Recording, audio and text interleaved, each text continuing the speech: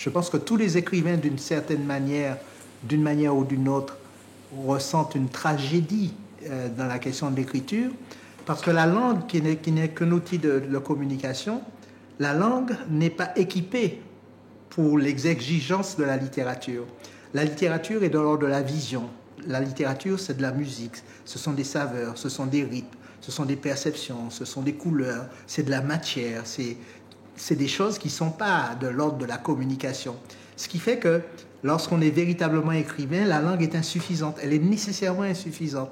Et c'est là que l'écrivain, il apparaît parce qu'il a ce problème avec la langue et il commence comme ça à forcer la langue à se rapprocher de modalités qui ne sont pas les siennes et surtout à essayer d'exprimer ce qui n'est pas dissible. La littérature commence véritablement sur le seuil de l'indicible. Et donc ça, c'est déjà le problème ordinaire de l'écrivain.